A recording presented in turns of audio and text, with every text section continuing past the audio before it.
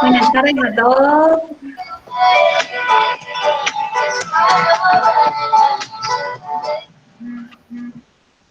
Buenas tardes a todos, ¿cómo les va? Bueno, estamos acá en el octavo encuentro de este ciclo, Cluster Tech Call.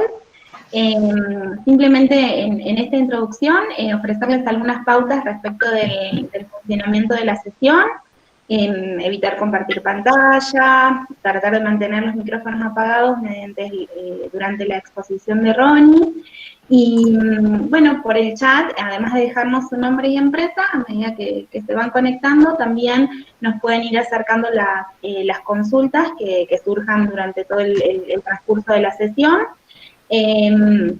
Bueno, hoy nos acompaña Ronnie Kaplan de Connection Israel. Le voy a dar la palabra a Pablo Gigi, que va a estar moderando la sesión. Pablo, ¿estás por ahí? Sí, acá estoy. Ahí va. Todo bueno, tuyo. Hola, buenas tardes para todos. Bienvenidos. Vamos a dar inicio. Hoy tenemos el gusto de contar con un orador realmente de primer nivel, que además es un amigo y para mí es un placer presentarlo. Ronnie Kaplan nos va a hablar de la economía de la innovación israelí. Ronnie es un israelí nacido en Uruguay.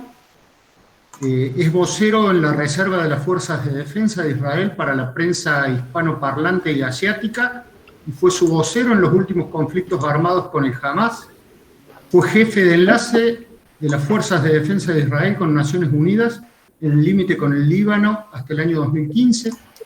Es asesor del Ministerio de Exteriores de Israel y es además propietario de la plataforma de noticias Aurora. Por otra parte, es cofundador de Conexión Israel, que es una organización que se dedica a generar y fortalecer la cooperación entre Israel y América Latina. Fue a través de esta organización que tuvimos oportunidad de conocernos cuando Ronnie fue nuestro anfitrión en un viaje de inmersión que realizamos en el mes de enero de este año a Israel, y fue realmente una experiencia muy enriquecedora para todos los que participamos. Y fue a partir de esa experiencia que nos pareció interesante organizar esta charla con la intención de poder presentar el modelo de innovación israelí, que sin duda es un modelo a seguir, y Ronnie lo conoce mejor que nadie para contarnos cómo fue que Israel se convirtió en una potencia mundial en temas de innovación en tan poco tiempo. Gracias, Ronnie, bienvenido, gracias por tu tiempo. Sabemos que es una hora complicada en Israel, así que valoramos mucho tu predisposición a compartir este rato con nosotros. Así que adelante con tu presentación. Muchísimas gracias, Pablo. Es un gusto estar con ustedes.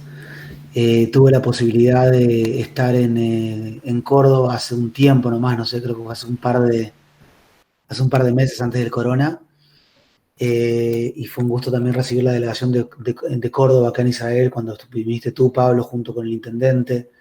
Estaba la gente de la agencia también Aprender a Innovar, el cónsul honorario de Israel, el ministro de Ciencia y Tecnología y todos los, mucha gente importante que estuvo en esa delegación. No sé si están viendo mi pantalla y me ven también mi cara en este momento, como para empezar. No te vemos, no vemos tu pantalla. No estamos viendo la pantalla, Ronnie. No. Tenés que presentar. A ver. Sí, no hay problema, un segundito. Acá está. Bárbaro. Un segundito. Es como que me está haciendo un problema cuando estoy poniendo la pantalla.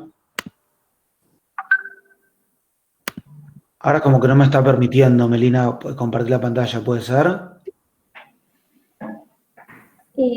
Está habilitada, pero... Ok, deme un segundito nomás, capaz que tengo que bajar y tengo que subir. Un segundito que bajo y subo, así puedo compartir. Ahora no sé por qué.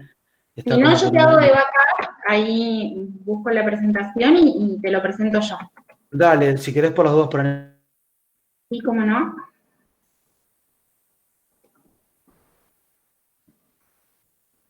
Aguántenme un segundito, chicos. Son cosas que pueden pasar en la virtualidad.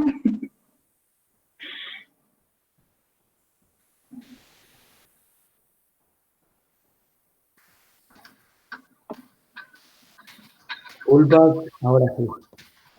Ahora no tengo problema. Ahí fue. ¿Ah? Bárbaro. Sí. ¿Sí están viendo mi pantalla ahora? No, che. ¿Todavía no? Yo lo estoy abriendo en 2 minutitos. Dale, qué raro que Comparto no lo yo. permita. Y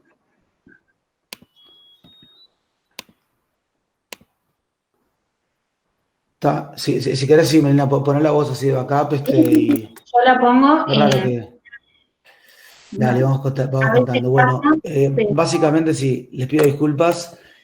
Nosotros, bueno, yo soy uruguayo, como contaba Pablo, israelí a casi 18 años, papá de 5 nenas, serví durante mucho tiempo en las Fuerzas de Defensa de Israel y trabajamos mucho hoy en día en Conexión Israel, conectando entre el ecosistema israelí y el ecosistema latinoamericano y viceversa. Eh, Básicamente me gustaría hacer como una especie de presentación geopolítica primero de Israel, como un plano un poquito más de dónde estamos parados, para luego hacer una parte quizás más histórica y luego hacer una parte más, digamos, entrar definitivamente a la parte de la economía e innovación de Israel. Si podés pasar un slide, Melina, y pasarlo también rapidito este slide. sí, ahí voy. Israel es un país, Israel, como ustedes saben, es un país que es un sexto del 1%. Mira, ahora me está permitiendo presentar al parecer. Sí, ahí a mí. A ver si me deja. No, sorry. No, yo estoy. Sí. Me No dice pasa que nada. estoy sin conexión, no puedo compartir. ¿Lo qué? Me dice que estoy sin conexión y no me levanta la pestaña. A ver, A ver, ahora creo que estoy bien, ¿eh? Ah, no, me dice que hay como un error. Como que no puedo compartir la pantalla. No pasa nada.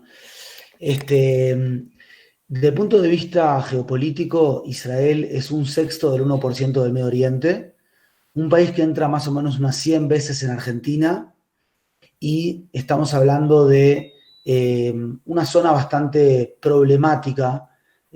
Aquí en ahora me dice que sí, vamos a ver si le pongo solamente como poner un window.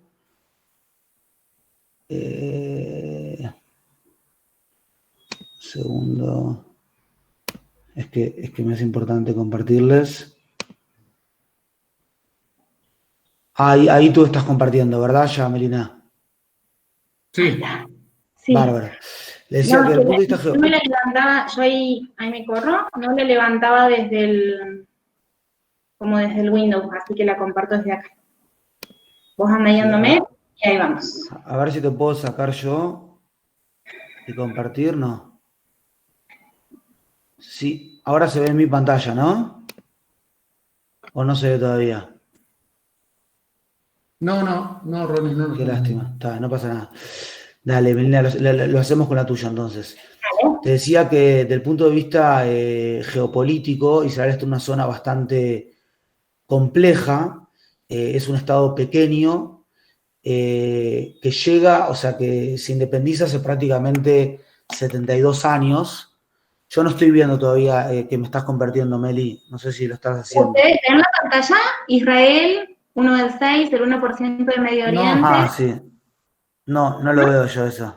No. Hay un problema acá. Hay algún error entonces. Hay algún tipo de error en el programa. Sí. No pasa nada. Yo voy a salir y voy a volver a entrar. Disculpen la desprolijidad, pero no me está levantando. Es algo. No pasa nada. A veces es un problema del. Hay otra de las chicas del equipo, está proyectando. A ver, ¿ven? Ahí sí lo veo, sí. Sí. Vamos con el slide 3. Vamos con el tercer slide. Le decía que básicamente este país es un país que está en una zona compleja desde el punto de vista geopolítico. Tiene 20.000 kilómetros cuadrados y tuvo a lo largo de su historia muchos conflictos, lamentablemente. Todavía antes de la creación del Estado, en el año 1948, tuvimos conflictos allí en el año 1920, 1929, de 1936 a 1939, y también en el momento en que se establece el Estado, la Guerra de Independencia, en el año 1948, la campaña del Sinaí en el año 1956, la Guerra de los 6 días en el 67, la guerra de Yom Kippur o la guerra del Día del Perdón en el 73, la primera guerra del Líbano en el 82, la segunda guerra del Líbano en el 2006 y campañas que tuvimos frente al Hamas y otros grupos considerados como terroristas en la Franja de Gaza en el año 2008-2009, en el año 2012 y en el año 2014. En ese contexto también hubieron como operaciones durante estos tiempos. Se trata de un lugar que geopolíticamente la tiene complicada, si bien hoy en día el gasto público en defensa es solamente un 5.3%, de todas maneras se trata de una zona que no ha sido fácil, aunque en los últimos 10 años, desde que sucedieron estas implosiones internas en las sociedades de algunos países árabes, Israel se ha transformado de un perjuicio en un beneficio para parte de los países árabes sunitas, los seguidores de Abu Bakr, moderados, en los últimos 10 años prácticamente. Logró también firmar la paz con países como Egipto, que es la frontera más compleja que tenía en el año 79. Israel firma la paz, acá 200 kilómetros de frontera, y con Jordania, Israel firma la paz también, tiene 500 kilómetros de frontera en el año 1994. Esto se los contaba, si podemos pasar de slide, se los contaba para decirles que básicamente el mapa que queda de Israel hoy en día, ahora está mucho en la prensa, un tema de la anexión acá en el límite israelo-jordano, no les puedo mostrar aquí con el mouse, pero tenemos en la zona, digamos, del río Jordán, aquí en el norte del Mar Rojo, del Mar Muerto, perdón, del Dead Sea. Hay todo un dilema ahora si anexar esa parte o no.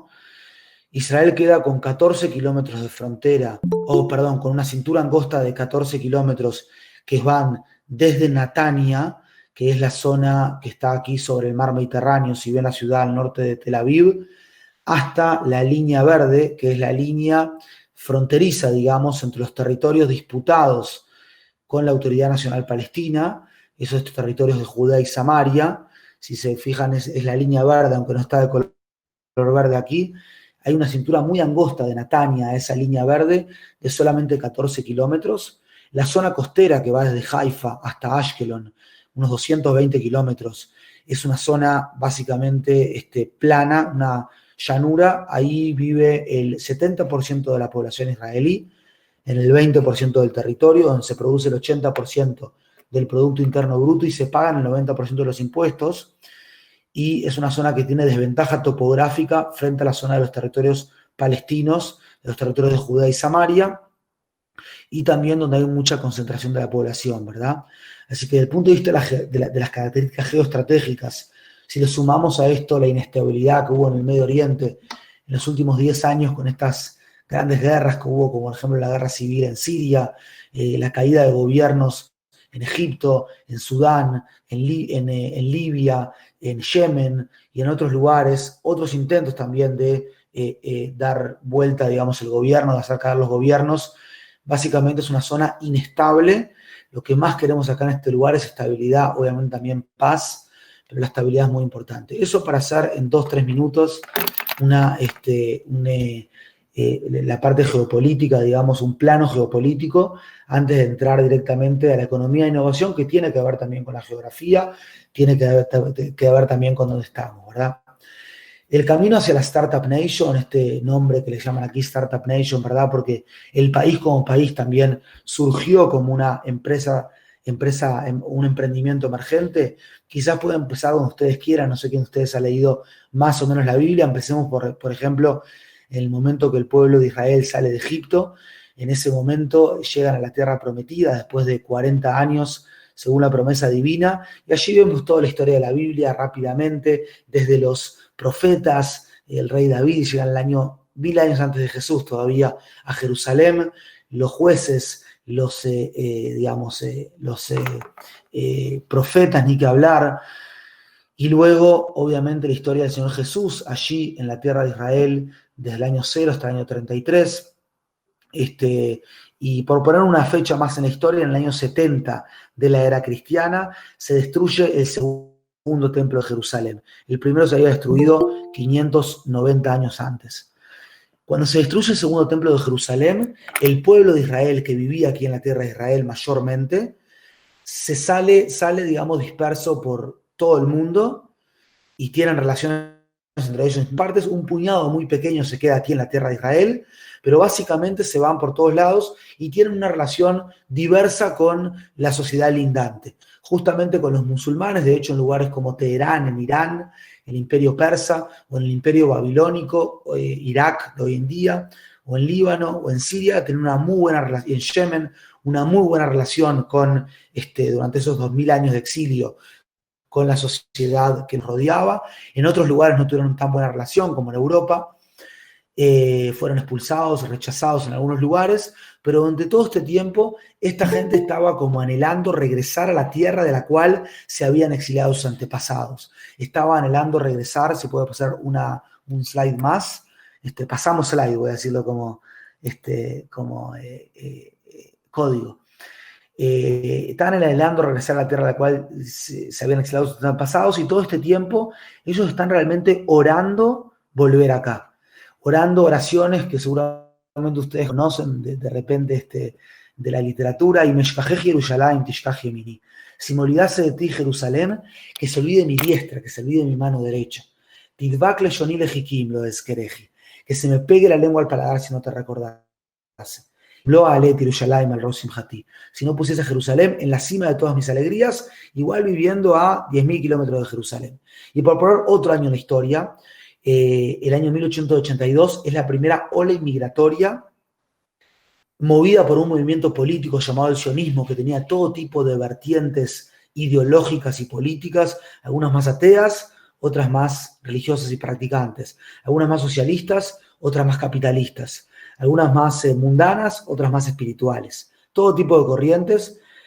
Se da la primera ola de 6 grandes olas inmigratorias del año 1882 hasta el año 1948.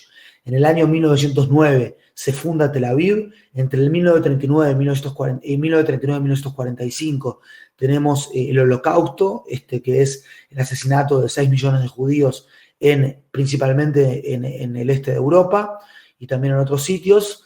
Mis abuelos, por ejemplo, llegaron a Uruguay en el año 46, después de la Segunda Guerra Mundial. Y en el año 1948 podemos pasar slide, se da la Declaración de Independencia de Israel. En esta famosa foto, podemos pasar slide, que estamos viendo ahora. Podemos pasar un slide más también. Y ahí comienza, digamos, de alguna manera la guerra de independencia. Y esto es lo que se ve, ¿no? Ahora, cuando esta gente llega a fines del siglo XIX, principios del siglo XX, se encuentra con Tel Aviv. Un Tel Aviv completamente desértico, no desértico, sino más bien en ese momento era como un arenero. Aquí hay gente que vino de todas partes del mundo, de más de 100 lugares, algunos ricos y otros pobres, otros chinos, otros argentinos, algunos profesores, otros analfabetos, y llegan a Tel Aviv y se encuentran con una extensión desolada y triste, prácticamente con una especie de zona donde no hay prácticamente nada, ¿no? Algunos de ellos se paran en una piedra de pensamiento y dicen, che, Dios, o como decía, bien, no todos eran creyentes, Dios o naturaleza, o acá no hay nada. O sea, ¿dónde está la tierra prometida? Si acá hay 65% de desierto en el sur del país, toda la zona de la costa son areneros, toda la zona del norte son pantanos, y hay mucha piedra y poca agua.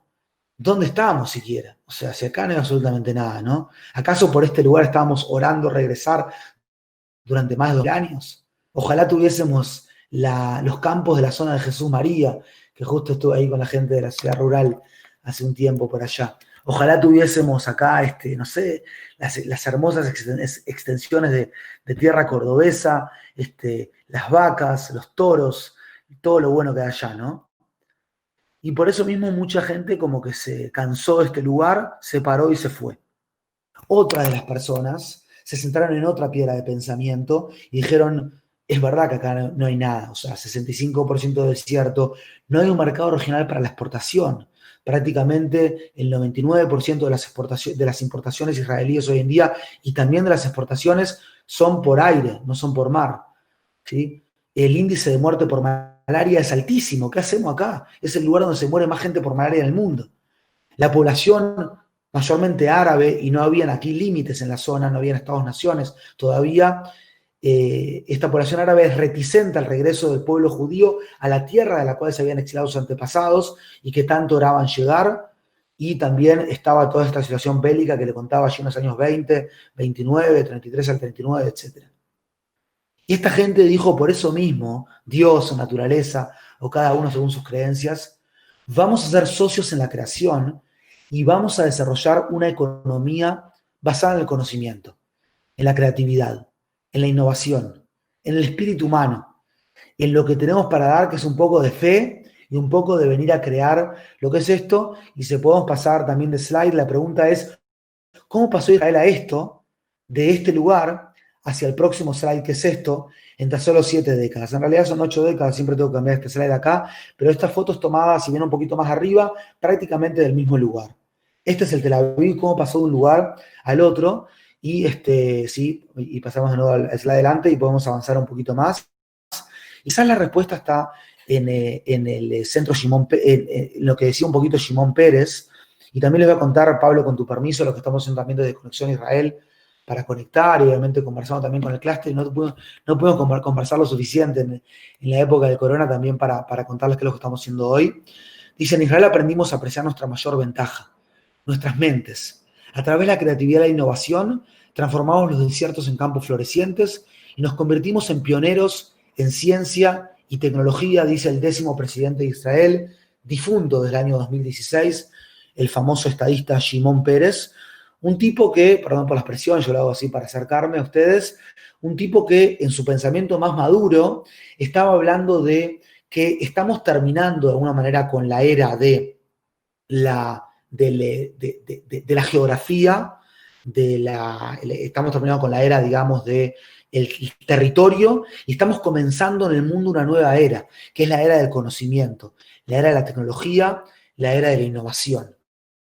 Obviamente eso no significa que se termina el campo y empieza solamente el software, sino que significa que quizás en el campo argentino, no sé quién está relacionado con el campo, me imagino que estando en Córdoba mucha gente, me imagino que algunos sí, otros no, es quizás el sector industrial más competitivo hacia afuera, exportador, generador de divisas en la Argentina, y así todo, si pusiese mucho más innovación, lo digo como una idea nomás, no es que soy experto en Argentina ni nada, pero si pusiese mucho más innovación, quizás sería más competitivo aún en el mundo y podría hacer crecer todavía más de lo que está haciendo crecer a la economía argentina, pero eso a colación, digamos, de lo que decía antes. Es interesante el tema de lo que Shimon Peres planteaba, y si podemos pasar también de slide, les cuento que el ecosistema de innovación de Israel está conformado, es un ecosistema muy interesante, lo vimos mucho con Pablo Gigi, que estuvo acá con nosotros, y con todo el grupo, y con con decenas y decenas de grupos que tenemos al año acá. Pablo, hay que armar también un grupo acá de clúster tecnológico de Córdoba, ojalá. Tenemos universidades, 7 universidades con un alto índice de investigación y desarrollo. Israel está invirtiendo el 4.3% de la investigación y desarrollo, o sea, de su Producto Interno Bruto, como porcentaje el 4.3% de su Producto Interno Bruto, sí, está invirtiendo Israel hoy en día, y es el país que más invierte en el mundo en investigación y desarrollo, dentro de las universidades, pero también en otros centros, como porcentaje de su Producto Interno Bruto. Vos tenés que un país como Corea del Sur, que era supuestamente el champion en esto, también está invirtiendo un poquito menos que Israel. Singapur también está invirtiendo un poquito menos que Israel. Otros países como Finlandia, los países nórdicos del este de Europa también, o sea, el noreste de Europa. Y en ese sentido tenemos 7 universidades que le están metiendo mucho a eso, que han establecido centros de transferencia tecnológica muy temprano. Sé que Córdoba también es la capital de América Latina en universidades, la primera universidad de América Latina está en Córdoba también, y aquí, antes de la creación del Estado, en los años 20, ya se estaban estableciendo las universidades, y los royalties que reciben las universidades por la industrialización de su conocimiento, al fin y al cabo, son los más grandes en el mundo. Ni que hablar los venture capitals, hay mucha inyección de venture capital acá. No había venture capital, a partir de los años 90 comienza a estar acá los venture capitals, primero en la capital de Semillas, el primero que movió la primera pelota de pulo, de billar, no sé cómo se dice en cordobés, eran el propio gobierno israelí, el programa Yozma, pero hoy en día un israelí promedio está recibiendo más venture capital que cualquier otro ciudadano de otro país en el mundo. Tema interesante, ni que hablar que la autoridad de innovación es un elemento que empuja esto para adelante. Trabajamos muchísimo aquí con la autoridad de innovación, estuvimos también visitando y tenemos una excelente relación también desde Conexión Israel. Es un ente público-privado que también le permite hace un montón de cosas, ¿sí? O sea, inyecta mucha liquidez, por ejemplo, ahora en tiempos de coronavirus, en las empresas tecnológicas, pero en tiempos de rutina, la Autoridad de Innovación de Israel, de alguna manera, está apoyando mucho al conocimiento israelí a salir para afuera, está apoyando a los startups a recibir esos primeros $200.000 que tan necesarios son al principio, etcétera, etcétera. Igual habiendo dicho eso, de ese 4.3% del Producto Interno Bruto, el 95% es privado y el 5% es público. Hace un par de años nomás eran 86 frente a 14. Eso es algo bastante sano. En nuestra América Latina nosotros vemos que tenemos algo así como entre 0.3 y 0.7% del Producto Interno Bruto en investigación y desarrollo, mientras que es al revés, ¿no? O sea, de repente es un 85% público y un 15% privado. La cultura es lo que voy a tocar más que nada el día de hoy. Vamos a avanzar un poquito más rápido. Ahora quería hacer... uno para atrás si puede ser, un slide para atrás. La cultura la vamos a tocar un poquito más adelante, para atrás, no para adelante. Le decía, las multinacionales también son un elemento central en este ecosistema de innovación. Compran muchos startups acá. No hay una multinacional que una vez al año no te compre un startup. Y estamos hablando de 430 multinacionales que establecieron sus centros de investigación y desarrollo aquí en Israel. Sí, está bien ir para atrás, no hay problema. O sea, donde estábamos antes, no movernos del slide. Esas 430 multinacionales, you name it, desde Apple, Google, Facebook, Twitter, Intel compró el último gran éxito israelí, es con Movit. No sé si conocen Movit, si tenemos en Córdoba Movit. Estuvimos también con el grupo de Córdoba visitando Movit acá en Israel. Lo compró Intel por $1 billón. El mismo Intel que había comprado a Mobileye por 15.3 billions hace prácticamente 3 años. Y ni que hablar los startups, estas empresas tecnológicas emergentes, que tenemos unas 7.000, 7.700 se habla, pero es muy difícil medirlo porque muchos están en el garage de la casa del padre del founder. Estamos hablando de un ecosistema que tiene un startup por cada algo más de 1.000 personas, y estos elementos están interactuando constantemente entre sí. Acá en Israel se dice que con 2 teléfonos llegas al primer ministro, se está interactuando constantemente, piensan de forma completamente global. Quise poner acá a Israel como el globo, porque tenemos una población relativamente chica, tenemos una mucho más chica, pero tenemos 9 millones de personas, y el mercado de startup israelí es el mundo. Podemos ir para adelante 4 o 5 slides, te digo dónde parar, Meli. Lamento uno más, uno para atrás si puede ser, 2 para atrás, perdón. Lamento tanto de tecnología, estamos acá. No, para atrás no para adelante. 4 para atrás. Le decía, uno más para atrás. Le decía que Israel ha desarrollado estas tecnologías en distintos rubros, ¿sí? O sea, en rubros, después les comparto algún videíto si quieren, pero para seguir avanzando ahora y realmente dar tiempo a las preguntas, que es lo más interesante. Pasa esto en agrotecnología, pasa esto también en agritech, ¿no? Pasa esto en toda la parte de ingeniería en alimentos. Manejo de agua es un poco más low-tech, pero hay mucho el tema de manejo de agua acá en Israel. Después, si quieren, también lo comentamos. Toda la parte de ciberseguridad. Israel está recibiendo el 20% del capital de riesgo en ciberseguridad en el mundo, con el 0.1% de la población mundial. O sea, está multiplicando por 200 esa relación. Por 200 esa relación. Todo lo que tiene que ver con fintech o lo que se viene en el mundo de las finanzas y en el banco del futuro. Ni que hablar tecnologías de educación. Estuvo también aquí el ministro de Educación de la provincia, Walter. Ni que hablar también con las partes de movilidad, y, o sea, movilidad también, y en un montón de temas más estamos viendo, digamos, esta innovación que está permeando todo. Las tres grandes revoluciones tecnológicas, que Israel es un hub en ese sentido, es por un lado la revolución del Big Data, ni que hablar, ustedes son gente tecnológica, creo que más que yo aún, así que van a entender más que yo, todo el tema del Big Data, toda la parte de, digamos, lo que tiene que ver con conectividad, el Internet de las cosas, y lo que tiene que ver con la Artificial Intelligence o Machine Learning. Si pasamos un slide más, podemos ver que estas tres revoluciones están permeando básicamente las distintas industrias.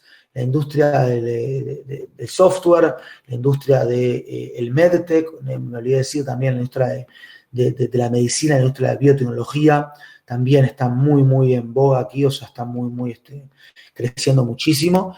Y la industria de la movilidad, estas tres revoluciones están permeando todas estas industrias nuevas que están surgiendo, industrias tecnológicas, ¿verdad?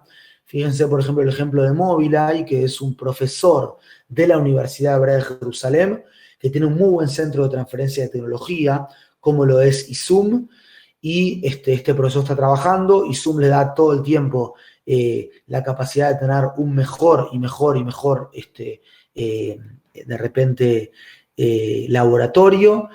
Sin problema, ISUM, el Centro de Transferencia de Tecnología, se pone en contacto con Venture Capitals, y este mismo Amnon Shashua, este profesor, cuya creatividad puede estar en profesores en cualquier parte del mundo, termina desarrollando, con el tiempo, lo quiero hacerlo rapidito, termina desarrollando un auto, que es un auto que tiene 8 camaritas, en realidad 2 camaritas centrales, y se dice que dentro de 2 años, si se logran las regulaciones, estaría disminuyendo en 1 millón de personas la cantidad de muertos al año por accidente de tránsito, que es el tema que nos trae más muertos al año, más que el coronavirus incluso, más muertos al año en el mundo.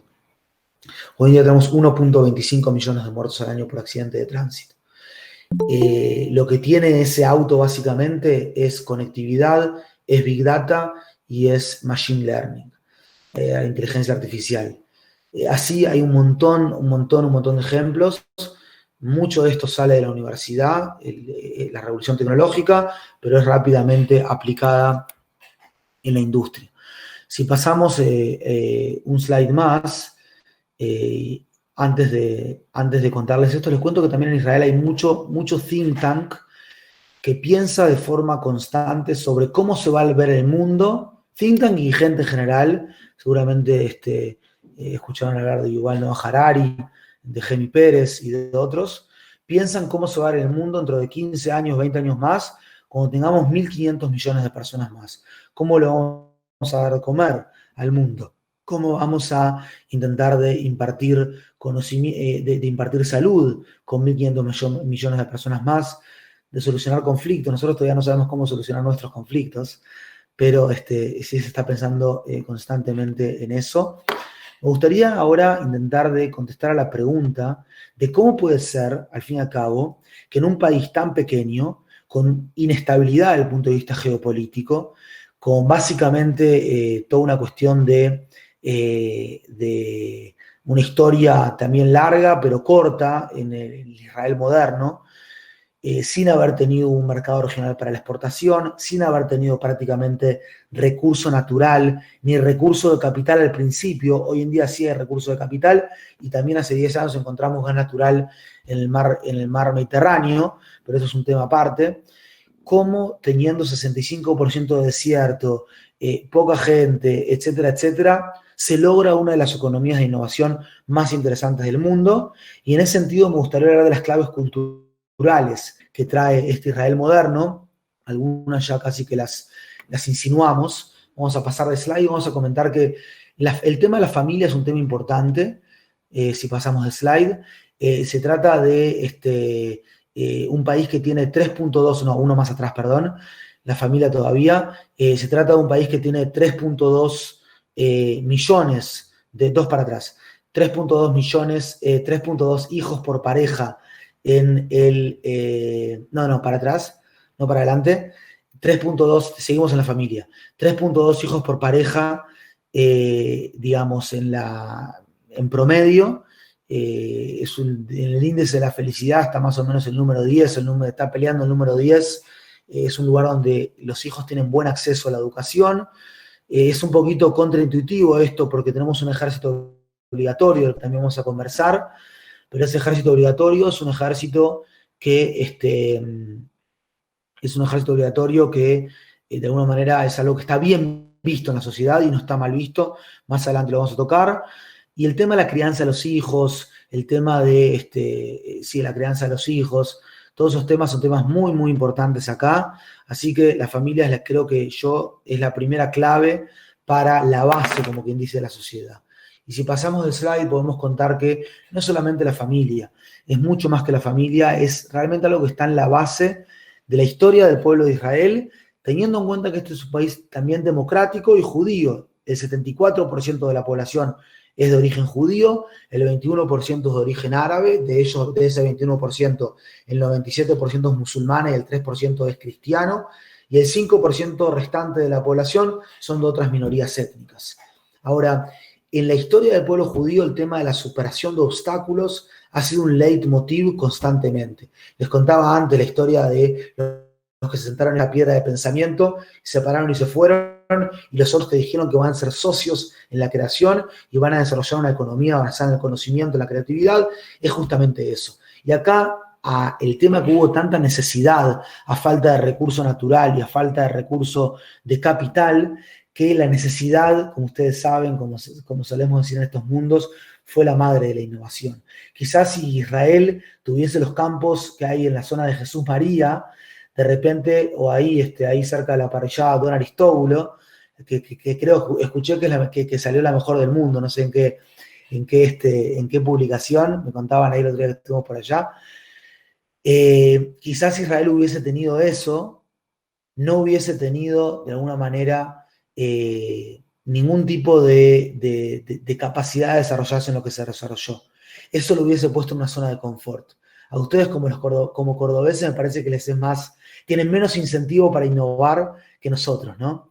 O sea, Israel no tuvo otra que generar esta innovación, y en el momento que no tenés otra, es algo así, es un poquito triste quizás, pero es muy realista, como que lo que no te mata te fortalece, te genera ese concepto de resiliencia tan importante que lo podemos ver en un país que comienza disecando pantanos, sigue exportando naranjas en los años 50, 60, 70, y hoy en día está exportando chips, o sea, microprocesadores, no papas chips, a todo el mundo, y logró realmente generar un producto de exportación de alto valor agregado. Esta es la marca país acá. O sea, y nos lo recontra creemos que, de alguna manera, si pasamos un slide más, había una historia mientras se vayan familiarizando con esta gráfica.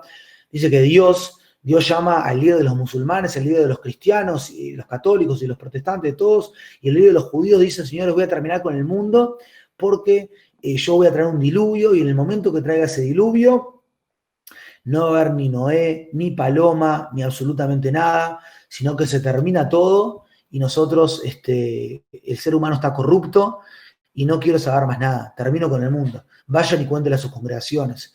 El líder de los musulmanes va a todos los musulmanes del mundo y le dice: señores, ustedes saben que estuve con el rabino más importante del mundo, y estuve con el líder cristiano, católico, el papa, también de los protestantes, de todo más grande del mundo, dice que va a terminar con el mundo, les pido que sigan haciendo todo al pie de la letra de la sharia, de la ley islámica, así de esa manera vamos a llegar al mundo de venidero, a la silla celestial de Allah, de Dios. El líder de los cristianos, los católicos, le dice: señores, les pido que sigan dando amor en este mundo, que hagan todo, porque estaba el líder de los musulmanes y los judíos, y parece que se termina completamente todo el mundo. Yo les pido que hagan todo, sigan dando todo con toda su bondad, así pueden conseguir la vida eterna en el Señor Jesús. El rabino va y le dice a los judíos: señor, estaba el líder de los cristianos y el líder de los musulmanes. Dice Dios que en 2 semanas quiere traer un diluvio porque el ser humano está corrupto. Y se termina absolutamente todo. Señores, tenemos 2 semanas para aprender a vivir abajo del agua. Y eso es realmente, digamos, la marca país un poquito. Y esta fue la forma en que Israel aprendió a vivir abajo del agua durante el coronavirus. Va a ser un poquito sin tener el pointer acá. Pero, ¿qué es lo que dijimos nosotros el día 6 de abril? estábamos, digamos, la parte de abajo de la gráfica es cómo estaba decreciendo la economía y la parte de arriba de la gráfica es los pacientes por respirador o la frontera de posibilidades productivas del sistema de salud. Estábamos en la parte gris de la gráfica, en la parte superior gris, o sea, en el eje, cómo va creciendo aquí la parte gris, y al mismo tiempo se correspondía a esto un decrecimiento de la parte gris en la parte inferior de la gráfica, y ese decrecimiento, de alguna manera, estábamos diciendo, mirá, por un lado están creciendo los enfermos, están creciendo muy poquito los enfermos porque estamos haciendo todo para que no decrezcan, estamos todos cerrados en la cuarentena, nadie sale de casa. Por otro lado, se está decreciendo muchísimo la economía.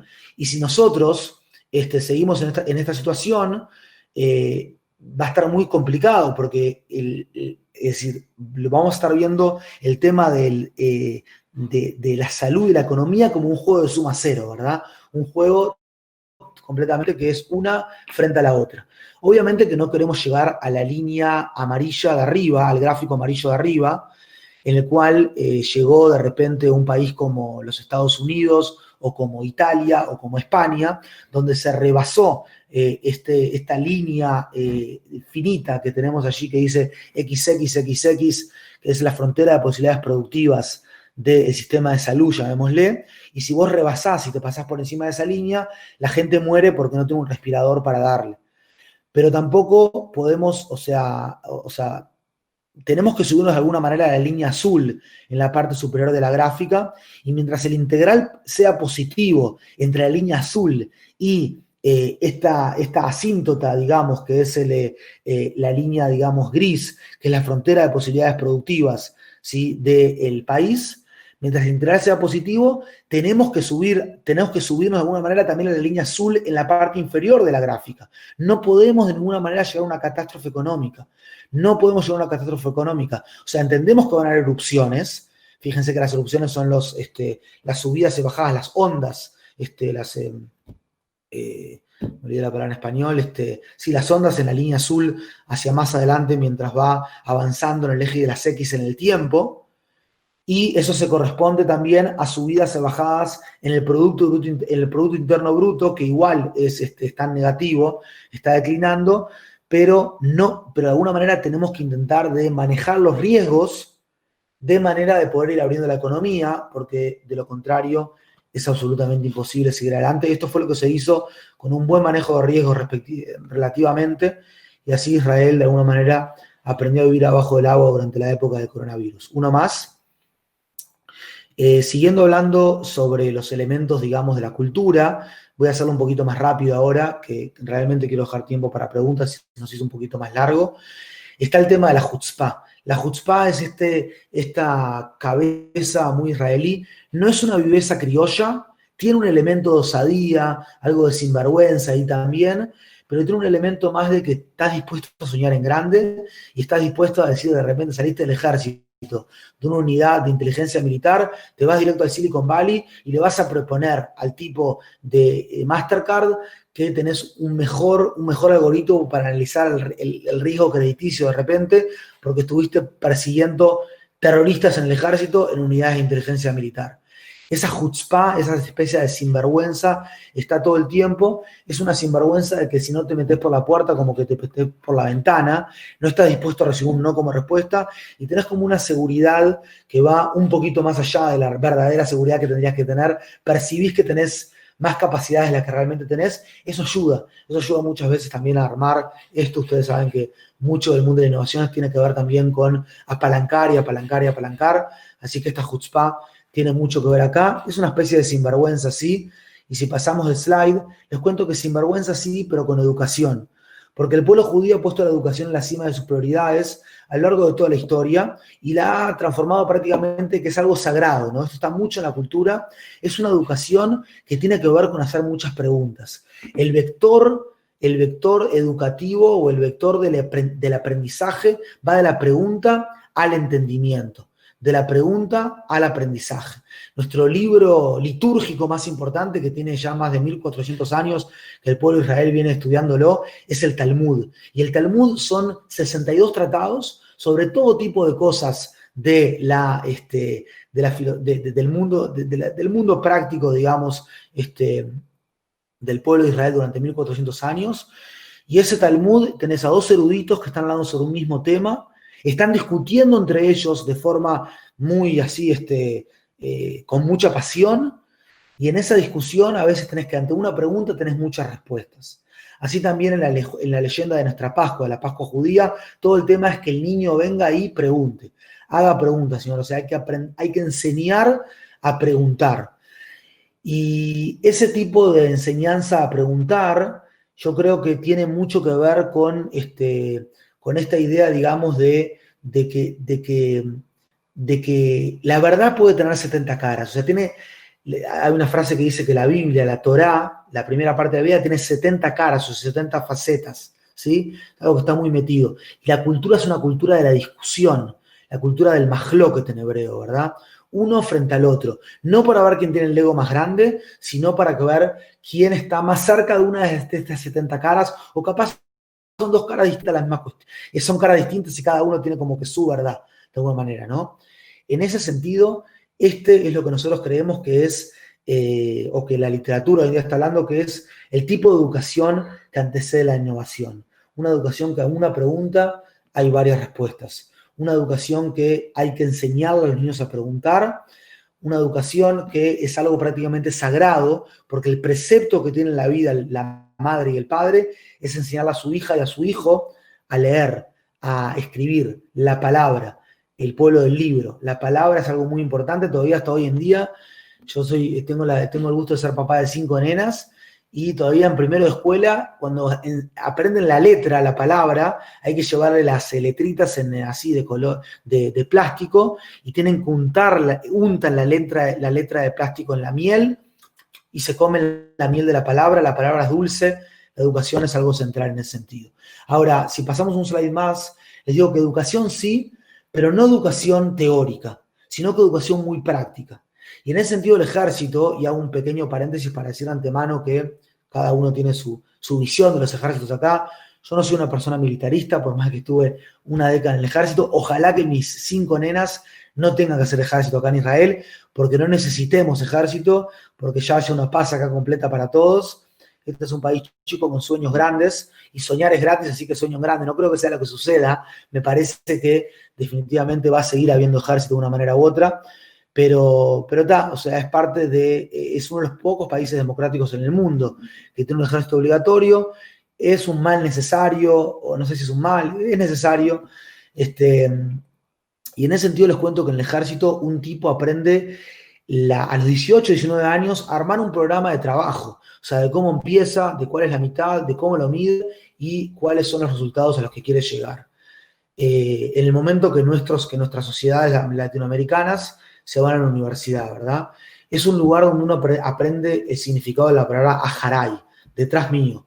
Las muertes que caen en el ejército muchas veces son de los jefes de los contingentes, ¿verdad? O sea, no es la gente de abajo, las del pelotón, sino que son realmente los jefes de los contingentes, son los que muchas veces mueren, porque siempre está el tema de que el superior es el que va adelante. No solamente tenemos ejército de tierra, tenemos también grandes unidades tecnológicas en la inteligencia, en las telecomunicaciones, y eso es el ejército que después están vestidos así como nosotros. Estamos vestidos hoy en día de civil, pero venimos de esos lugares, venimos de los lugares también tecnológicos del ejército. Un pibe que a los 21 años, 22 años, ha tomado decisiones y situaciones de riesgo, ha trabajado en un hábitat altamente tecnológico y ha liderado equipos de personas, es una persona que tiene muy buena capacitación para comenzar a trabajar en este ecosistema de innovación, y quizás algunos dicen que esto explica también por qué tantas multinacionales vienen a establecerse aquí. Tiene que ver con este elemento, viene a buscar a este pibe joven que tiene educación, pero tiene también educación muy práctica, muy concreta en el terreno.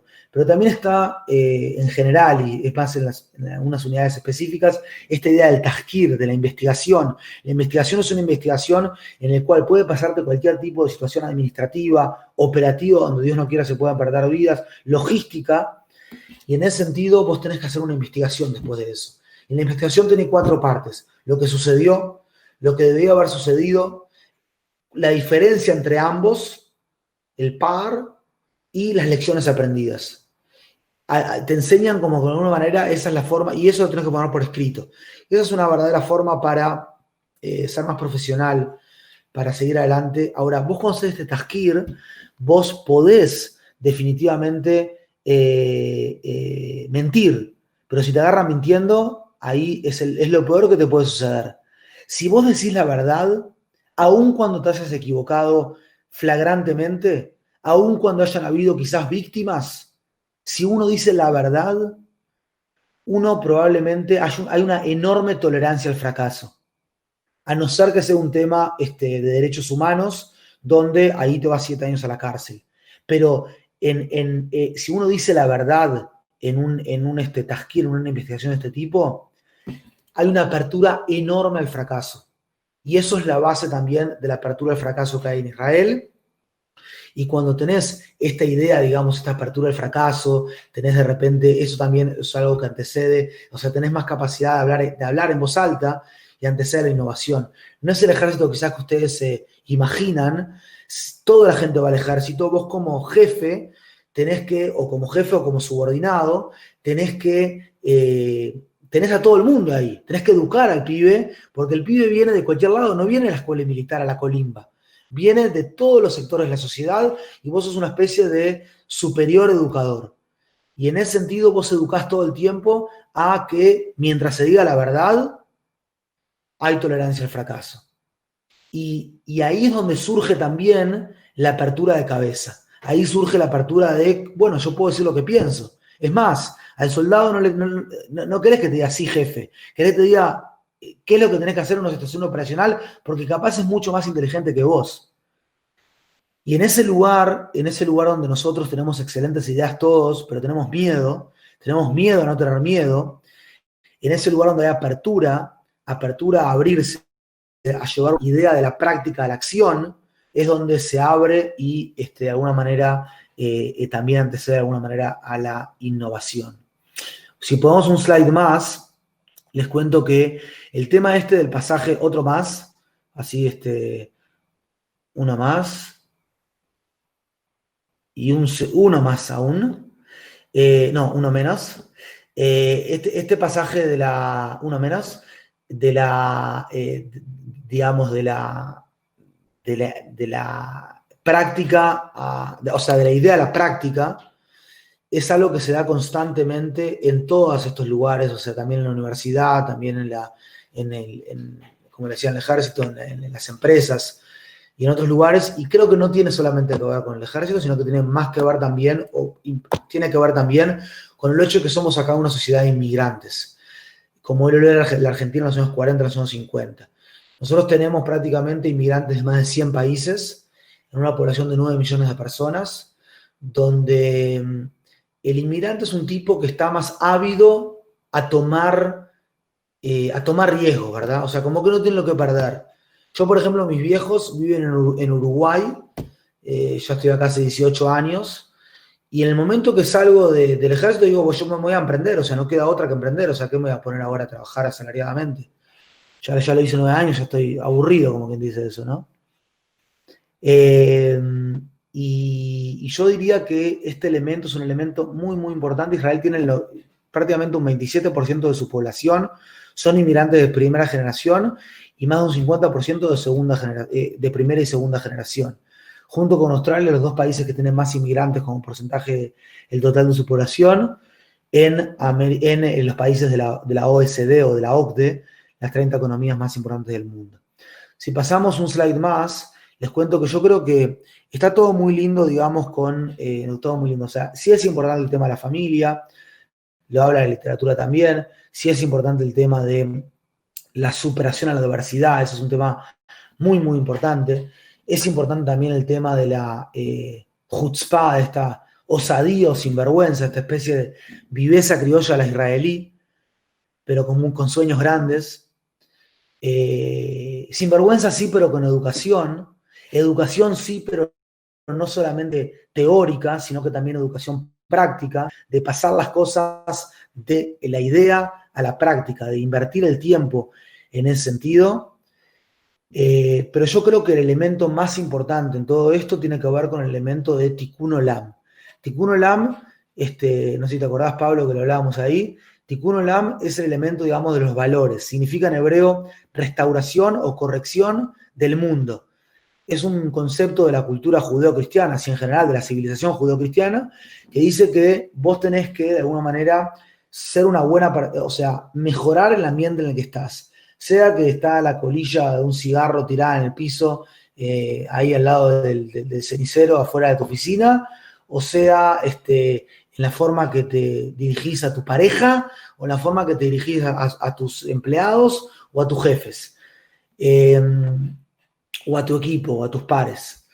El tema de Tikkun Olam, que es restauración del mundo, se ve mucho acá porque el joven, cuando sale también de los 18 años del liceo, de la secundaria, no tiene que hacer algo bueno por sí mismo, está buenísimo y es hipercapitalista también, o sea, quiere ganar lo máximo que pueda y utilizar lo mejor de sí para ganar, pero también tiene que hacer algo por el mundo, tiene que generar algún tipo de prosperidad a la sociedad. Los que no van al ejército van al servicio social, y los que no van a ninguno de los dos, ahí es donde está el principal clevaje y ruptura de la sociedad israelí, que los tiene muchos y hoy no lo estamos tocando, pero está muy lejos de ser perfecta, tiene grandes logros, pero tiene desafíos aún más grandes. Y en ese sentido vos tenés acá que es el país que tiene más voluntarios per cápita en la sociedad civil. La cantidad de empresas de impacto, de triple impacto, de impacto social, de startups de impacto social, es muy, muy grande. No sé, les tiro, por ejemplo, 2, 3 ideas. Tenés a United Hatzalah, que es el Uber de las ambulancias, que creo que también lo visitamos. Bueno, tenemos en muchas de las sesiones lo visitamos, que por intermedio de geolocalización, una red de 7.000 paramédicos en el país que son voluntarios, llegan en 6 minutos en promedio, llegan a una persona que necesita un primer auxilio, sea porque Dios no quiere un niño que se atragantó, o una señora mayor que le duele el corazón y está pronta a tener un infarto, Dios no quiera, etcétera, etcétera. Así que, y en nuestra América Latina nos demora 40, 45 minutos prácticamente ese tipo de temas con una ambulancia. Esto es una motito que te llega rapidito. El Uber de las ambulancias. Como que llamás al Uber, pero estás llamando a una ambulancia que te llega en 6 minutos. Por otro lado, tenés movimientos juveniles, por ejemplo, que cruzan a chicos discapacitados con chicos con capacidades regulares. Este tipo también de tema, hay una ONG que se llama Amigos y Edidim, que tiene esto mismo por geolocalización, te suena de repente donde una persona está y se le pinchó una rueda, o se le fundió el motor, o le pasó lo que le pasó, y de repente el guinche demora hasta 3 horas, la grúa, y puede una persona asistirlo y rápidamente sacarlo del aprieto de forma gratuita, 15.000 personas en todo el país. Todas estas unidades de rescate y salvataje, chicos que salieron del ejército, las unidades del Comando de Defensa Civil, que si tenés un terremoto, tenés un tsunami en alguna parte del mundo, se van ahí con el hospital de campo, lo ponen la banderita y empiezan a salvar gente. Y también el propio ejército también, ¿sí? O sea, cuando tenés algún tipo de problema en alguna parte del mundo, un tsunami que afecta a la población, un corredor seco, una tormenta muy grande, lo que sea, esto es algo más oficial, sale y va a salvar gente a todas partes del mundo. Lo ha hecho en Kenia, lo ha hecho en Argentina también. En Argentina fue en el caso del atentado en la sede de la AMIA, en el año 94, y así en más de 25 países a lo largo y ancho del mundo. Ahora, el tema de esto de los valores es muy interesante porque el emprendedor israelí yo creo que hace todo por todos los elementos que decíamos, y obviamente que tiene un incentivo económico muy claro, pero el incentivo también es un incentivo que tiene que ver con valores, es un incentivo que intentar hacer algo mejor para mejorar todo lo que está pasando. Ustedes fíjense que, y esto para terminar, la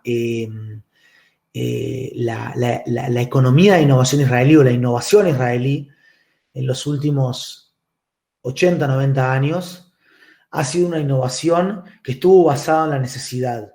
Y en este momento tenemos una economía más fuerte, si bien ahora en tiempos de coronavirus, retiro lo dicho, como quien dice, tenemos una economía más fuerte, tenemos sacando esta época del coronavirus que estamos saliendo, ¿sí? Tenemos una mejor forma de defendernos, tenemos, o sea, entonces la pregunta es, entonces capaz que sí te quedas en una zona de confort, ¿no? O sea, y yo realmente creo que no, y soy un ferviente creador que no, que si el motor de la innovación en los últimos 80, 90 años fue el tema de la necesidad, no me queda duda que el motor de la innovación en los próximos 10, 20 años va a ser el tema de los valores, del tikkun olam, de la restauración, de no dejar a nadie rezagado, de traer tecnología e innovación para disminuir las desigualdades sociales, que también son importantes aquí en este país, no tanto como en nuestra América Latina. No, está bien para atrás, nos quedamos en el slide de adelante, nos quedamos en el slide que estábamos antes. Si puede ser un slide para atrás nomás, de no dejar a nadie rezagado, de intentar realmente de solucionar problemas y traer prosperidad a nuestras sociedades. Ustedes fíjense que los conflictos que estamos viviendo hoy en día, como este conflicto pandémico, como esta pandemia, son conflictos globales, que no se relacionan conmigo desde mi identidad, o desde mi género, o desde mi nacionalidad, sino que se relacionan conmigo como Homo sapiens, como ser humano. Así las grandes crisis económicas mundiales que pueden llegar a haber, así también los temas de las migraciones internacionales, de lugares que tienen grandes problemas y que los padres buscan por todas partes del mundo a dónde pueden migrar para vivir mejor con sus descendientes, con sus hijos. Así el cambio climático, así estas pandemias, y así un montón, digamos, de problemas del planeta Tierra, calentamiento global, parte del cambio climático, etcétera, etcétera, ¿verdad? Y nosotros como humanidad podemos perder juntos, podemos perder por goleadas juntos, si no cooperamos unos con otros, si no nos pasamos más información, aunque ahora está funcionando bien eso desde el punto de vista científico, médico, pero podemos también ganar juntos, les decía como esto, ¿no? O sea, podemos ganar juntos si generamos una mayor cooperación internacional, y este tipo de medios nos lo permite, ¿verdad? Tenemos mucho más digitalización, mucho más tecnología, y yo creo que hoy en día, de repente, la forma en que yo con mi pareja, con Maya, podemos utilizar el ocio de las nenas cuando estamos en cuarentena, puede inspirar muchísimo a una pareja en Teherán, Irán, que políticamente quizás nuestros países están enfrentados, pero nosotros como seres humanos nos podemos inspirar unos a otros a ver qué hacemos con las nenas y con los nenes durante tantas horas, durante tanto tiempo, ¿no?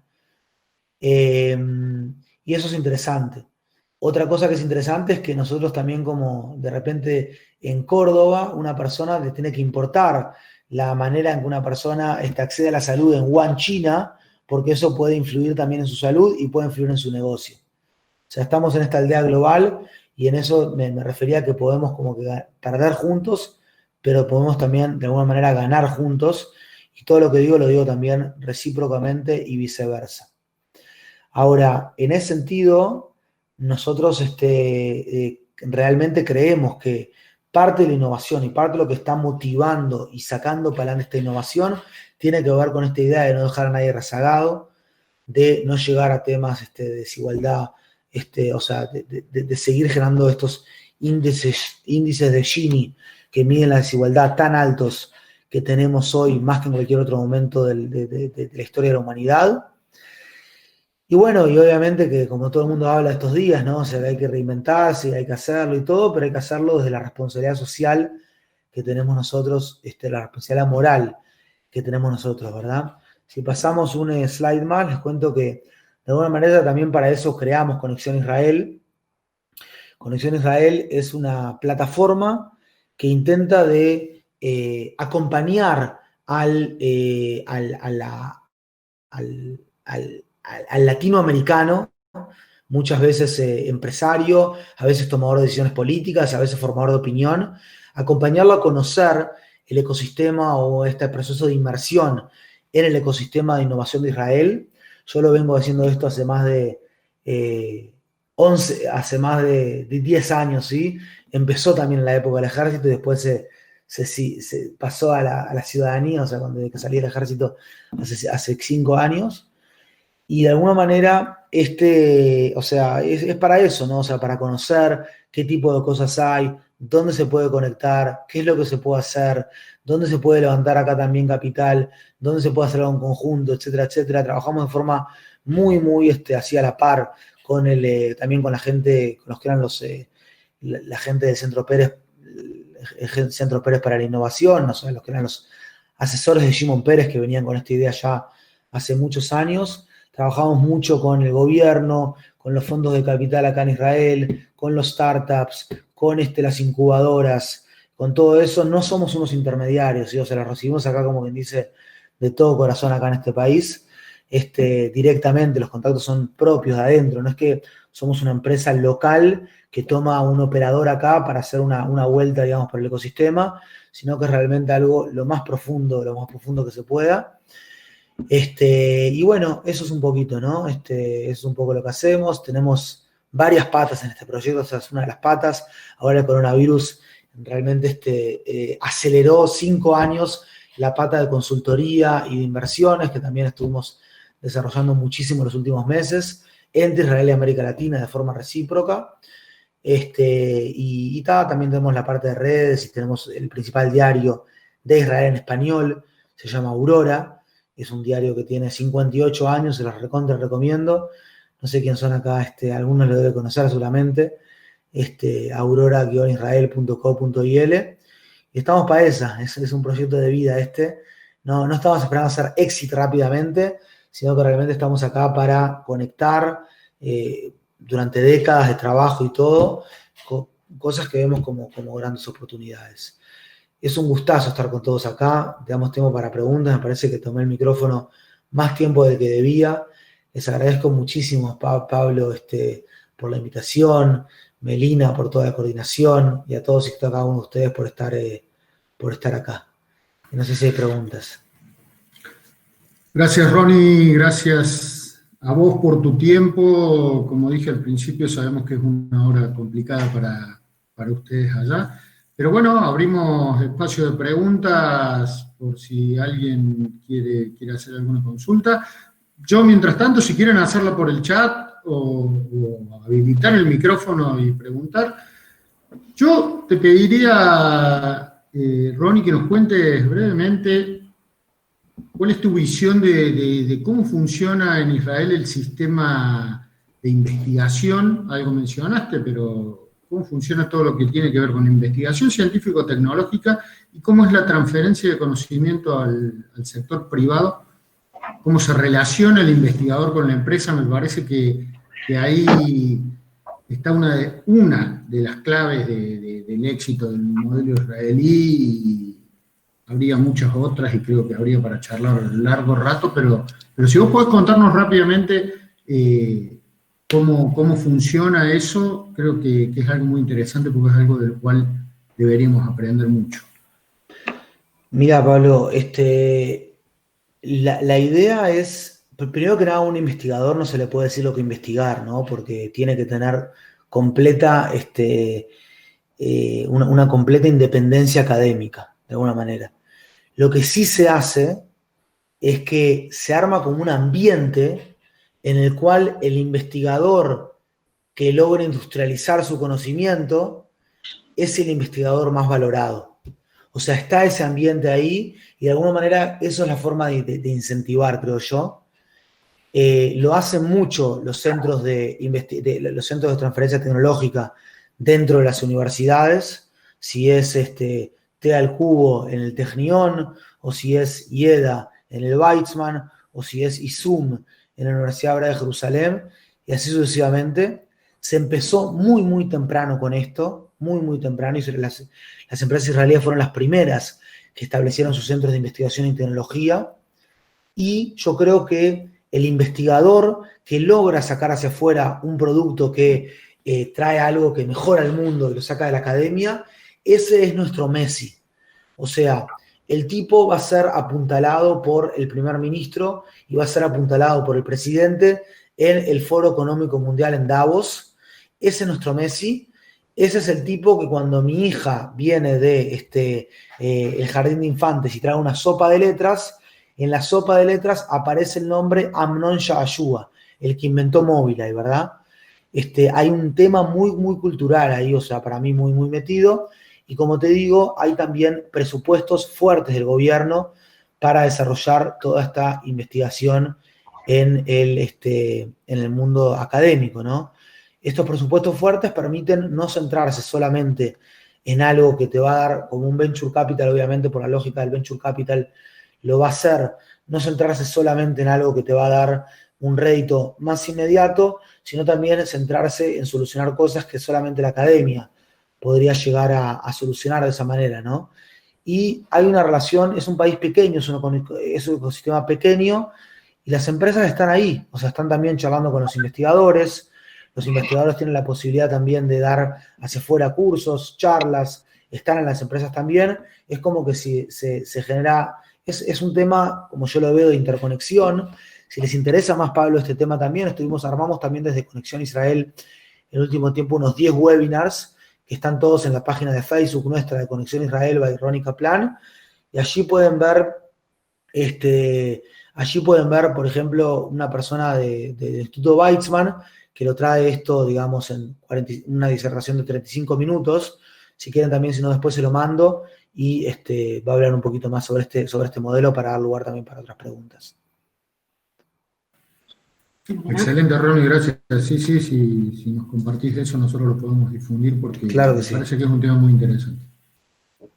Gracias, Ronnie. No sé si hay alguna pregunta más. Acá Javier Granda nos dice que cree haber escuchado que tienen 7 universidades. ¿Son privadas, públicas o mixtas? Excelente pregunta. Las universidades son las principales y las que tienen investigaciones MOP, o sea, Research and Investigación y Desarrollo. Son universidades público-privadas, muy, muy baratas. Hacer un título universitario, un primer título, te cuesta algo así como, ahora debe costar unos 2.000 y poco $2 al año. Y ellas son público-privadas, esto es lo que cuestan. Las privadas son otras, o sea, las que son solamente privadas son más caras. Y después tenemos un montón de academias también que no tienen investigación y desarrollo. Pero ese es un poquito el modelo de educación.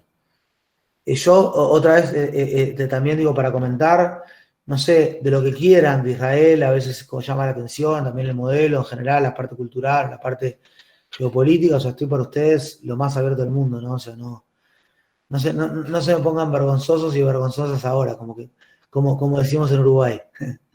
Con gusto, o sea, lo que puedo aportar. Tengo hasta las 5 de la mañana acá en Israel, son las 11:18. Gracias, Ronnie. No sé si hay alguna pregunta más. A ver, algún valiente que abra el micrófono o nos deje la pregunta por el chat.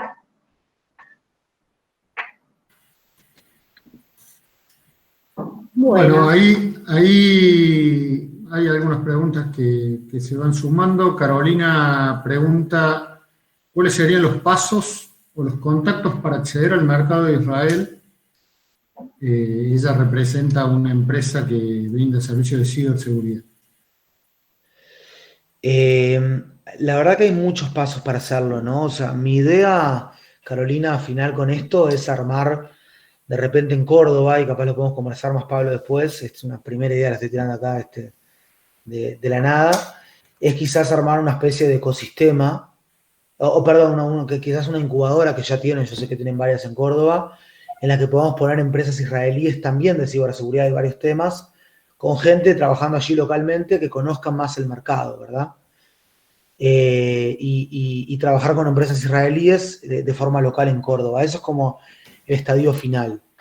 Yo lo que veo, Carolina, es que lo que falta mucho ahí es el tema de el interlocutor latinoamericano muchas veces que permita que los israelíes también le pongan cabeza a eso. A veces están pensando en Estados Unidos, están pensando en Europa, y que le pongan cabeza también a eso en América Latina, que definitivamente hay una enorme cantidad de oportunidades. Entonces, en ese sentido sería identificar cuál es el rubro de la ciberseguridad que te interesa, hacer un scouting de cuáles son las empresas que pueden llegar a tener algún tipo de elemento interesante para ustedes, que les puedan llegar a hacer un salto disruptivo en lo que están haciendo ahora, y de repente ver de qué manera se puede cooperar, y ahí hay 1000 esquemas posibles, pero yo creo que es el camino, ¿no? Nosotros, como te contaba antes, en Conexión Israel, lo estamos empezando a hacer cada vez más esto, y empezó como un pedido, digamos, del público, o sea, las empresas en Latinoamérica, y nada, o sea, se hace un scouting de un tiempo, después se ve por dónde se puede avanzar, y si se puede avanzar o no se puede avanzar. Eso es un poquito, Carolina, la forma, ¿no? Excelente, bueno, por supuesto, a ver, sí. Como vos decías, Ronnie, y esto lo hemos conversado, el clúster tiene su incubadora.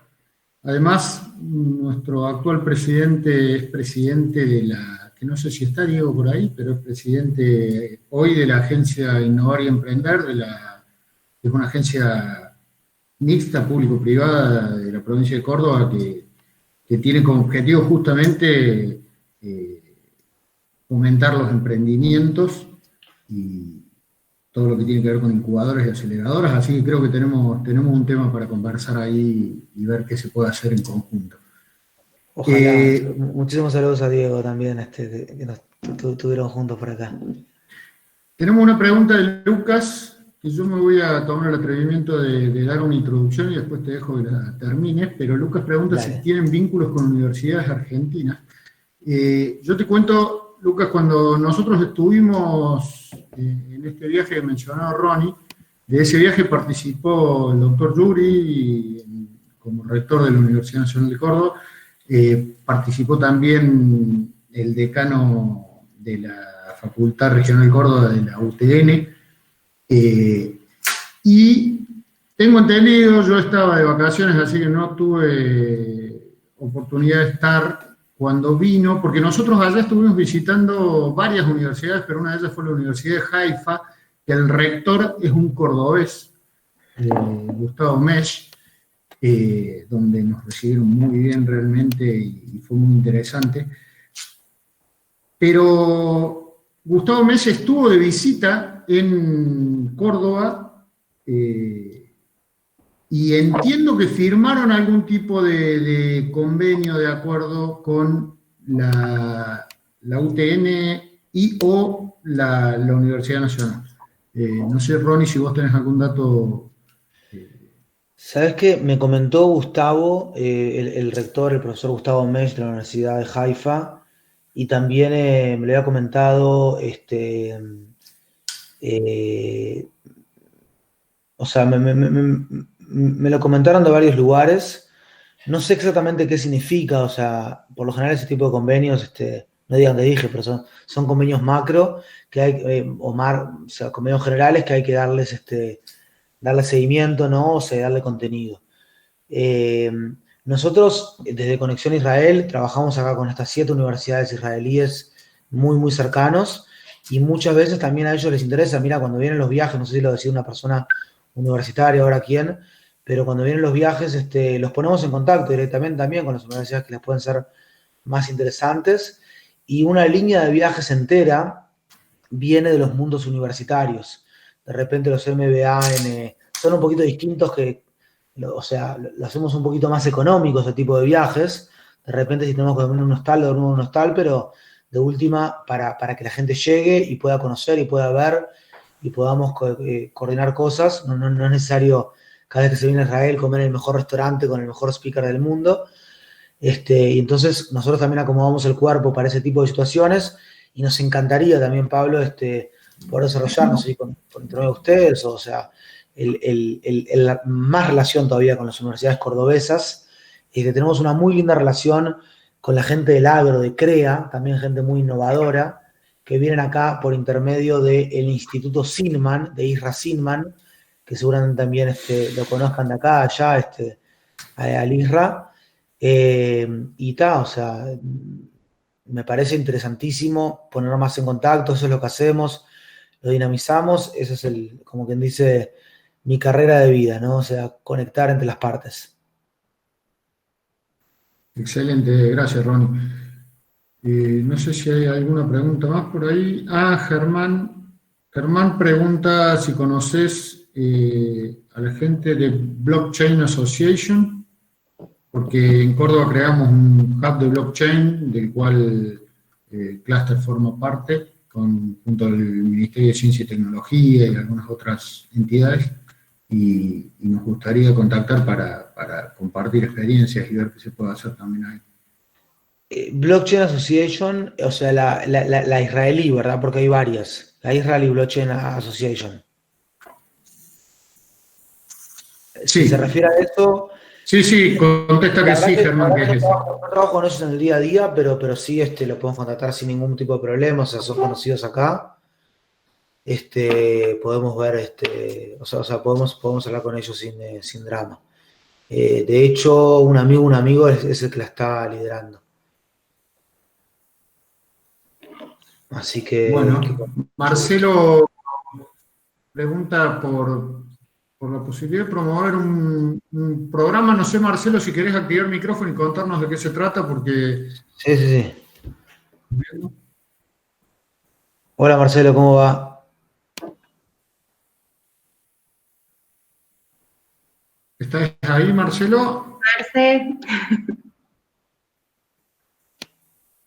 Bueno, se nos desconectó. Marcelo no, porque hace referencia a un programa ahí, pero que la verdad que yo no lo conozco como para ampliar el sitio web. Ahora, ¿me escuchan? No sé si tengo habilitado el micrófono. Sí, ahora te escuchamos, Marcelo. ¿Qué tal, Ronnie? Un gusto y gracias por la oportunidad de hablar. Nosotros tuvimos la oportunidad de estar en una misión en Israel hace como 3 años con...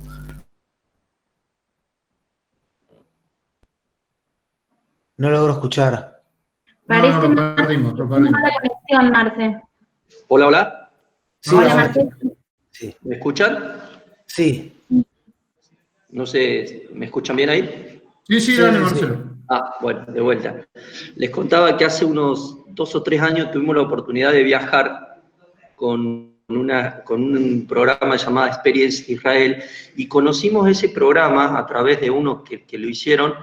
Yo entiendo que la última vez que se abrió fue en el 2018, y es como un programa entre los dos países que dan financiamiento muy parecido a Sony, pero yo entendía cuando estuvimos allá que hay que promoverlo de los dos lados, hay que promoverlo desde Argentina y desde Israel para que se abran esas ventanillas.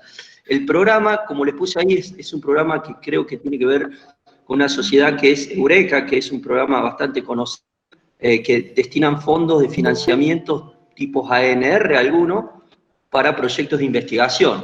Entonces yo lo que planteaba ahí en el chat es la idea, ya que conocemos a Ronnie, es trabajarlo desde Argentina, desde el clúster, y desde a ver si se puede llegar a abrir. Sí, estaría buenísimo, Marcelo. Los que hacen ese programa es la Autoridad de Innovación de Israel, que yo nombraba antes. El encargado del programa, Pablo, estuvimos con él acá en Israel y también con Diego, Sí. Alan, que es amigo, es el director de América Latina, y con muchísimo gusto los pongo en contacto también para que puedan explorar la posibilidad de hacer el programa. Efectivamente, tiene que ver con... el objetivo de ellos es un poquito también sacar para afuera innovación israelí, obviamente sin abrir la propiedad intelectual, ¿verdad? Pero generando programas pilotos muchas veces que permitan a estos startups israelíes salir para afuera, ver mundo, empezar a sacar este producto o servicio. Y sí, existen esos programas. De hecho, ahora hubieron algunos matchings con la Bolsa de Valores de Rosario hace un par de meses. Y o sea, de hecho, el contrato hasta ya está hecho, ¿no? O sea, se hizo aquí y quizás se pueda también explorar esa posibilidad. Sí, yo complemento lo que te comentaba Ronnie y Marcelo, después lo charlamos bien en detalle, pero nosotros estuvimos allá con Alan Hoffman, que es el encargado de la Autoridad de Innovación, no sé bien cuál era su cargo, pero incluso Alan estuvo dando una charla a través de MinSit. Sí, hace poquito. Hace poco, y bueno, sí, tenemos una línea directa con él a través del ministerio, de Ronnie, así que hay algunos temas ahí con ese programa vinculados a algunas cuestiones que siempre quedamos debiendo del lado de Argentina y entonces sí nos insistieron mucho en el compromiso de que en caso de hacer algo tenemos que sentarnos a conversarlo bien y asumir compromisos que se puedan cumplir, pero lo tenemos que conversar, sí. Está ese canal abierto, digamos.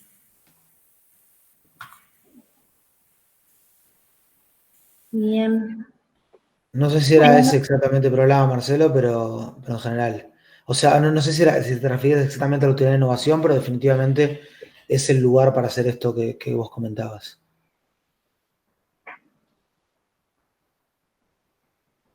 Bueno, no sé si hay alguna otra inquietud, alguna otra pregunta que quieran compartir. Si no, podemos finalizar la sesión. A mí me gustaría capaz compartir una historia personal, así que Dale. me inspiró mucho la vida, como para terminar, si quieren. Eh, bueno, ya les hablé bastante del ejército, espero no haberlos cansado con el ejército, ¿no? Que fue un periodo importante de la vida.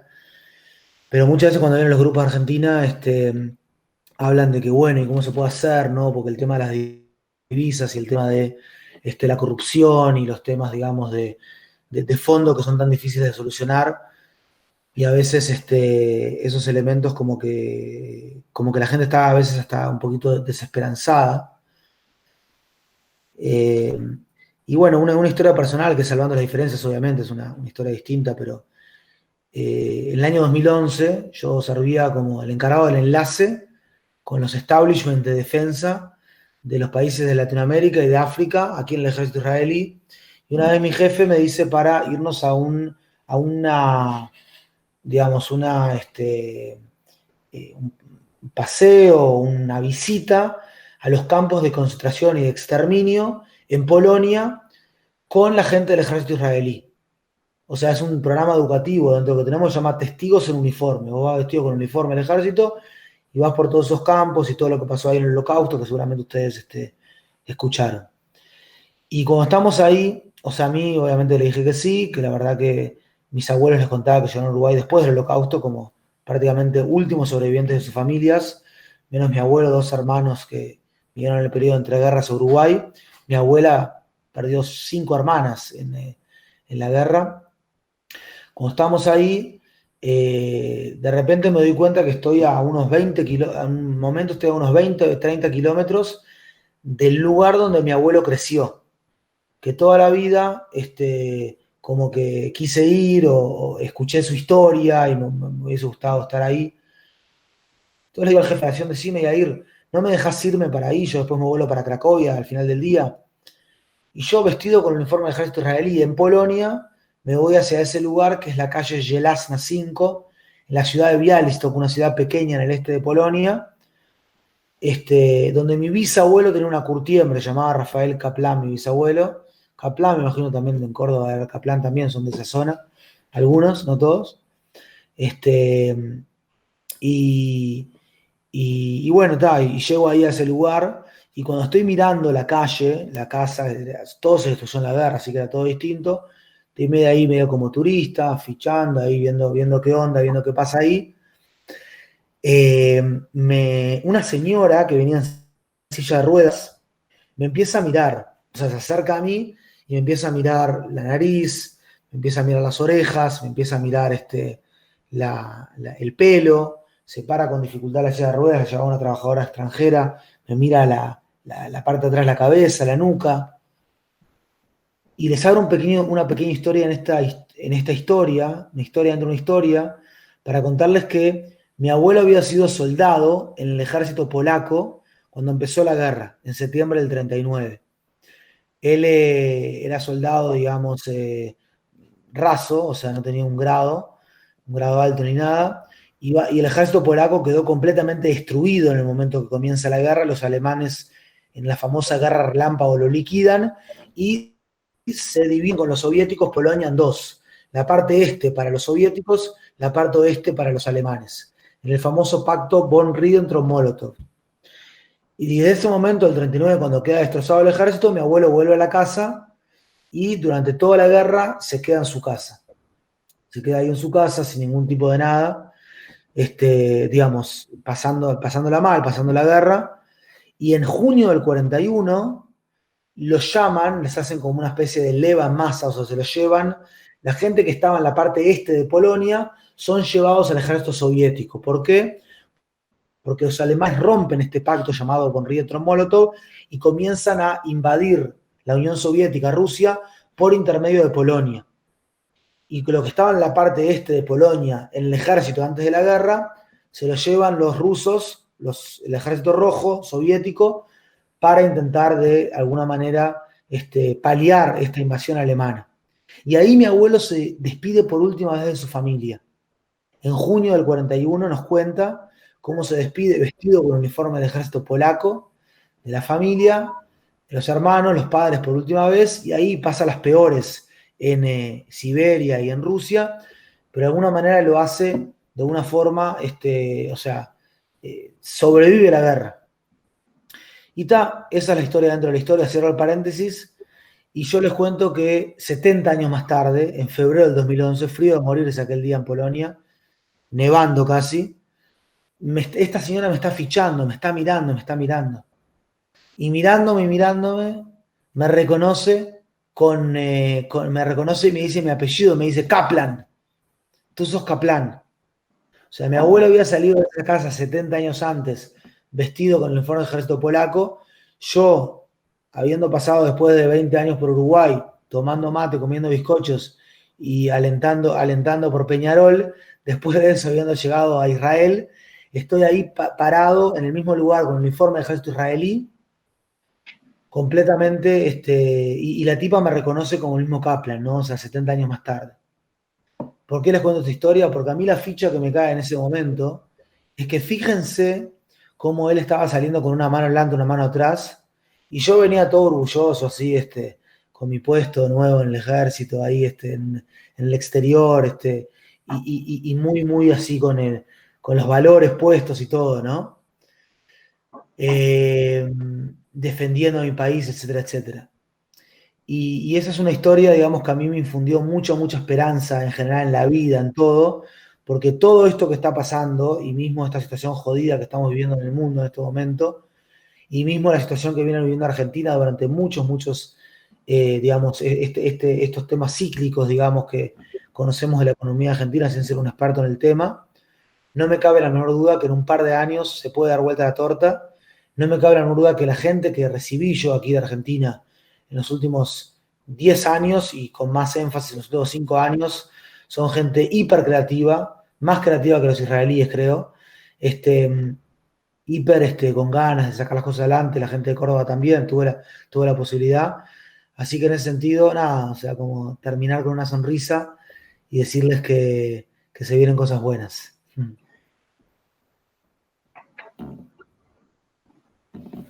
Excelente, Ronnie, muchas gracias. Yo ya conocía esa historia y la verdad que es muy impactante. Bueno, de nuevo, agradecidos por tu tiempo, la verdad que es muy interesante y esto creo que da para conversar muchísimo tiempo más de todo el modelo del ecosistema de innovación en Israel.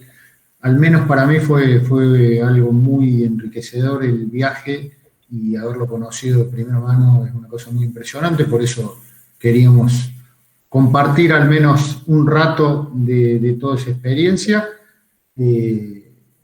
Gracias de nuevo y bueno, vamos a seguir en contacto por esto que conversamos recién para ver qué líneas de trabajo podemos encarar juntos. Vamos arriba, estoy a disposición y estamos en contacto. Un gustazo realmente. Gracias por su tiempo. Dale, Ronnie, un abrazo. Gracias a vos. Te liberamos para que puedas ir a descansar.